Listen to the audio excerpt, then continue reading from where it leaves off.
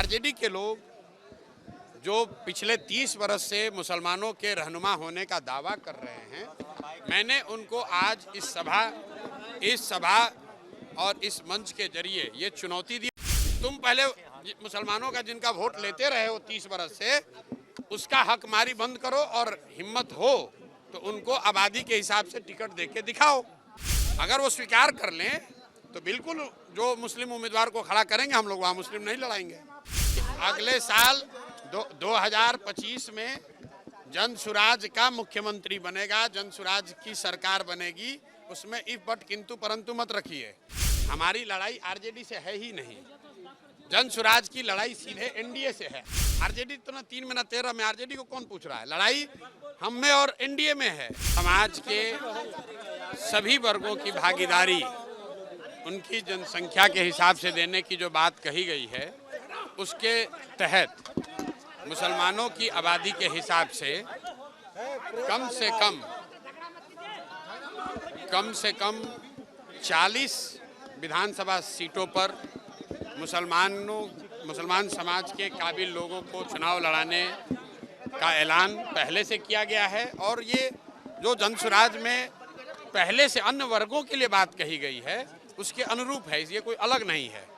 दूसरी बात जो मैंने कही आरजेडी वाली, आरजेडी के लोग जो पिछले 30 वर्ष से मुसलमानों के रहनुमा होने का दावा कर रहे हैं, मैंने उनको आज इस सभा और इस मंच के जरिए ये चुनौती दी और आपके जरिए भी कह रहा हूँ। अगर वो ये कह रहे हैं कि भाई जनसुराज के लोग आएंगे, वो मुसलमान अगर उनको वोट देगा तो वोट बटेगा, तो मैं उनको कह रहा हूँ कि जहाँ पर भी मुस्लिम उम्मीदवार आपके जीते हुए हैं, आप खड़ा करो मुस्लिम उम्मीदवार। हम वहाँ मुस्लिम नहीं लड़ाएंगे, हम वहाँ हिंदू लड़ा लेंगे, कोई बात नहीं है। तुम पहले मुसलमानों का जिनका वोट लेते रहे हो 30 वर्ष से, उसका हक मारी बंद करो और हिम्मत हो तो उनको आबादी के हिसाब से टिकट देके दिखाओ। वोट तो तुमने लिया है, ये हमने उनको चुनौती दी है। अगर वो स्वीकार कर लें तो बिल्कुल जो मुस्लिम उम्मीदवार को खड़ा करेंगे, हम लोग वहाँ मुस्लिम नहीं लड़ाएंगे। अरे भैया, दल बना नहीं और आप सीएम कौन होगा? अगले साल 2025 में जनसुराज का मुख्यमंत्री बनेगा, जनसुराज की सरकार बनेगी, उसमें इफ बट किंतु परंतु मत रखिए। बाकी कौन बनेगा, देश राज्य की जनता होशियार है, वो चुनकर अपने आप बता देगी।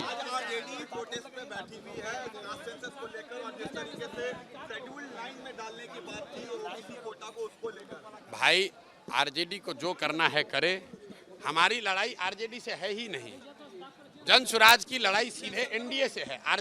लोकसभा के चुनाव के नतीजों को अगर आप देखिएगा तो 176 सीट पर तो एनडीए आगे है। आरजेडी तो ना 3 में ना 13 में, आरजेडी को कौन पूछ रहा है? लड़ाई हम में और एनडीए में है। आरजेडी चाहे धरने पर बैठे या चाहे जाकर अनशन पर बैठ जाए।